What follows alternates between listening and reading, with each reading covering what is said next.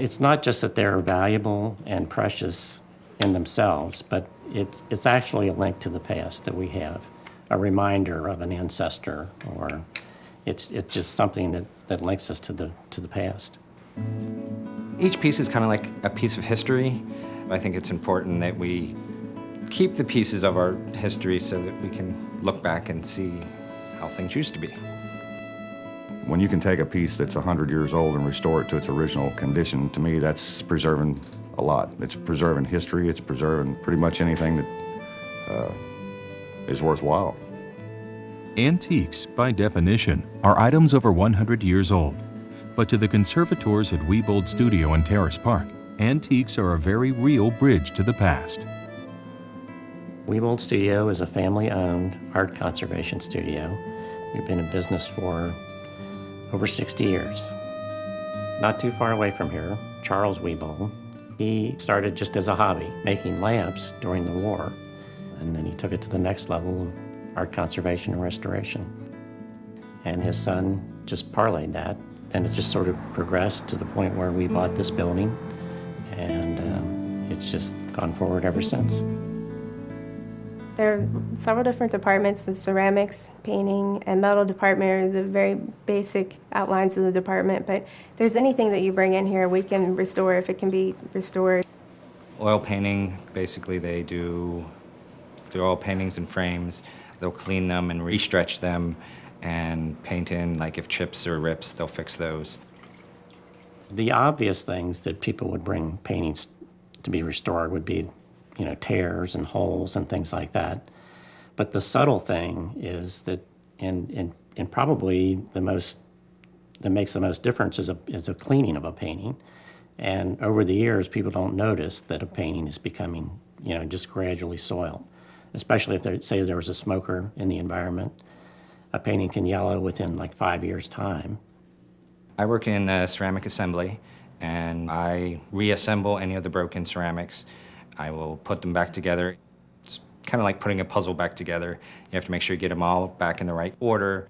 We'll resculpt any missing pieces, and then we'll send it over and they'll repaint the glaze back on.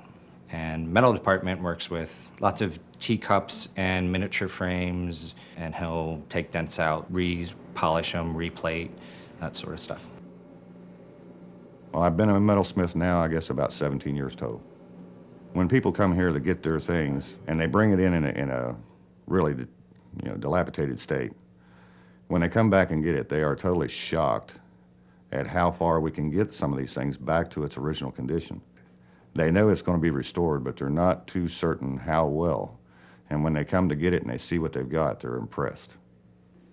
By the time it makes it here, they've been concerned for a while, and it's just like a big amount of stress just melts away because something is back to the way they wanted it all along. We work for museums. We've done work for the Taft Museum and for the Cincinnati Art Museum, and we do work for a lot of historical societies. My favorite would be the portrait miniatures. I think they're intriguing. The amount of detail, it's miniature art in its finest form.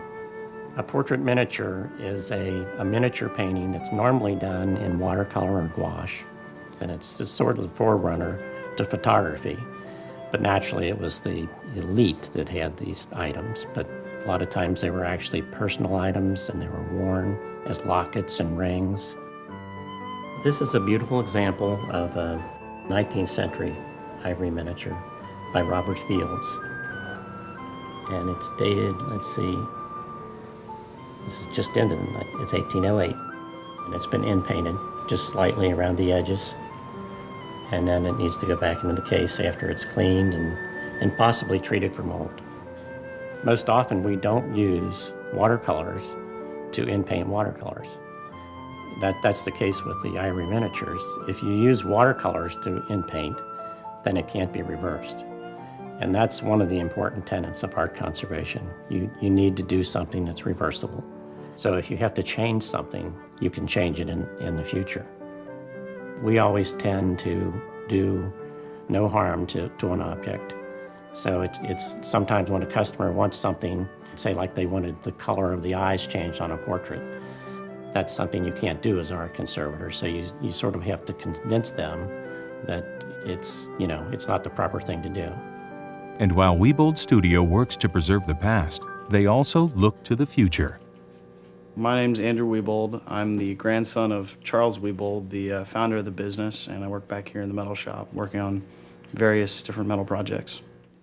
Well, in the future, I plan to continue working here when I graduate and, someday run the business like my dad and my grandfather before me.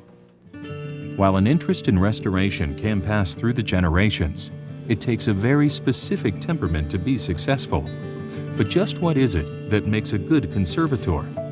Patience and perfectionism, because you really have to take the time to make sure you get everything in the right order and everything put together properly before you can move on to the next step. An observative eye, patience, and attention to detail. It takes a natural curiosity, an interest for restoring pieces that were well over 100 years old, and just enjoy working with the new things as they come along.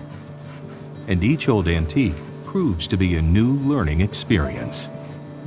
Yeah, it's amazing just what you can learn here in a little bit of time. Like after even 4 years in college, you thought that you saw color and detail, but you really, until you do this kind of work, your eye just doesn't see a certain layer of detail that you didn't realize you were missing all along. It just kind of opens up your eyes to even more. It's pretty neat.